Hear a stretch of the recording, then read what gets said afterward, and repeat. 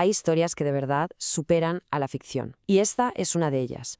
Hoy vamos a meternos de lleno en el caso de Alex Murdaugh, una trama que lo tiene todo: asesinato, fraude y el colapso de toda una dinastía. Un cóctel explosivo de privilegios, secretos y una caída en picado que fue sencillamente espectacular. Todo empezó con esta llamada. Es la noche del 7 de junio de 2021. Al otro lado del teléfono con la voz rota está Alex Murdaugh, un abogado de mucho renombre. Dice que acaba de encontrar a su mujer, Maggie, y a su hijo, Paul, asesinados a tiros. Lo que nadie sabía en ese momento es que esa llamada no era el final de una tragedia, sino solo el principio de una historia que iba a sacar a la luz muchísimo más que un doble asesinato. Pero claro, para entender el terremoto que se venía encima, primero hay que poner las cosas en contexto. Hay que saber quiénes eran los Murdaugh. Y, ojo, porque no hablamos de una familia cualquiera, ¿eh? Hablamos de una verdadera dinastía del sur de Estados Unidos y su caída, bueno, su caída iba a ser de las que hacen historia. A ver, para que nos hagamos una idea, imaginen que durante más de un siglo, 100 años, el fiscal de su zona ha sido siempre de la misma familia. Primero el abuelo, luego el padre, después el hijo. Pues eso eran los Murdaugh. Su apellido era ley. Era poder, era influencia y para mucha gente era básicamente impunidad. Tenían montada una fachada de respetabilidad que parecía de acero, pero por dentro estaba llena de secretos que estaban a punto de reventar. ¿Y dónde empezó a resquebrajarse toda esa fachada perfecta? Pues en un sitio muy concreto, Moselle, la gigantesca finca de caza de la familia. Ese fue el escenario del crimen, el lugar que iba a poner el apellido Murdaugh en boca de todo el mundo. Ya desde el principio, en la propia escena del crimen, había algo que no cuadraba. Algo raro. Resulta que a Maggie y a Paul les habían disparado con dos armas diferentes, un rifle para ella, una escopeta para él. Esto, claro, lanzó una pregunta clave desde el minuto 1. ¿La policía buscaba a una sola persona o a dos?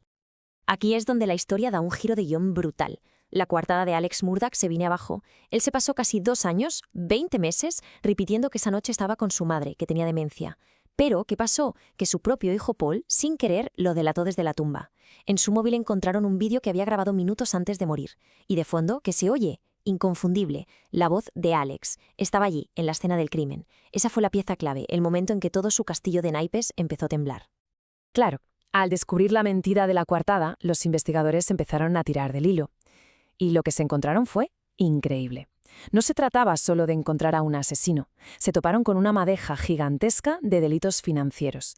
Y ahí, justo ahí, estaba el verdadero motivo de todo. La teoría de la fiscalía fue sinceramente demoledora.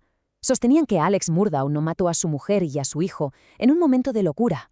No, lo hizo, supuestamente, por pura y fría desesperación. La lógica: si mataba a su familia, se convertiría en una víctima, generaría pena, compasión, y eso le daría tiempo para frenar las investigaciones sobre sus chanchullos financieros que estaban a punto de destaparlo todo. Es que la presión que tenía encima era asfixiante. Pensemos en el timing. El mismísimo día de los asesinatos, por la mañana, la directora financiera de su propio bufete se sienta con él y le pregunta: «Alex, ¿dónde están estos casi $800.000 que faltan?». Las paredes se le estaban echando encima, pero a una velocidad de vértigo. ¿Y cómo lo hacía? Bueno, una de sus estafas maestras fue esta.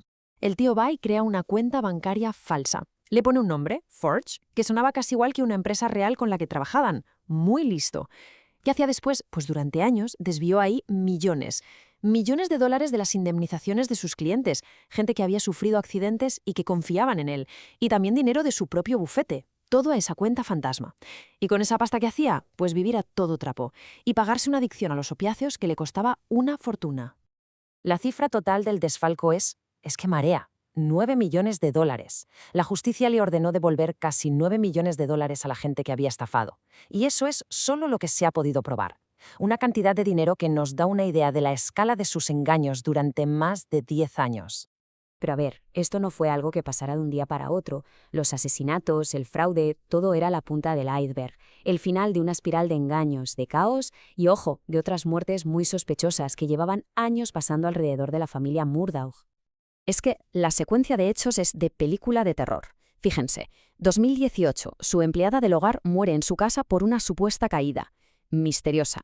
¿Qué hace Alex? Se queda con los más de 4 millones de dólares del seguro que eran para los hijos de ella. Un año después, su hijo Paul, borracho, tiene un accidente de barco y muere una chica de 19 años. La familia de la chica demanda y esa demanda amenaza con sacar a la luz todas las finanzas de Alex. Luego, claro, llegan los asesinatos y por si fuera poco, solo 3 meses después, Alex monta un numerito de un tiroteo en la carretera. ¿Para qué? Para que su otro hijo, el que le quedaba vivo, cobrara un seguro de vida de 10 millones de dólares. Es el retrato perfecto de un hombre desesperado, completamente acorralado. Con todo este lío de crímenes ya sobre la mesa, era cuestión de tiempo que la justicia actuara. Y así fue. Llegó el momento del juicio final, el final de la historia de Alex Murdaugh. Y la sentencia fue rotunda, 0 dudas. Por matar a su mujer y a su hijo, 2 cadenas perpetuas, una detrás de la otra. Y por los 22 crímenes financieros federales, otros 40 años de cárcel. Vamos, que en la práctica esto significa que Alex Murdaugh morirá en prisión. No hay vuelta de hoja. Hay una periodista que siguió el caso que lo describió de una forma que me parece perfecta. Dijo que la verdad en esta historia se revelaba por capas, como una de esas muñecas rusas. Y es que es tal cual. Levantabas una mentira y debajo había una estafa. Levantabas la estafa y había otra muerte sospechosa. Y así, capa tras capa, hasta llegar al centro, a lo más oscuro, el asesinato de su propia familia. Por eso, al final, el caso Murdaugh va mucho más allá de la crónica de sucesos. Se ha convertido en un símbolo, un ejemplo aterrador de lo que pasa cuando el poder no tiene límites, de cómo corrompe. Es la historia de cómo una dinastía que se construyó sobre secretos y privilegios acaba saltando por los aires de la manera más brutal que uno pueda imaginar. Y todo esto nos deja con una pregunta flotando en el aire, ¿verdad? ¿Hasta dónde pueden llegar el poder y el privilegio para tapar secretos? ¿Cuál es el límite antes de que todo, absolutamente todo, se venga abajo? La historia de Alex Murdaugh, desde luego, nos da una respuesta que pone los pelos de punta.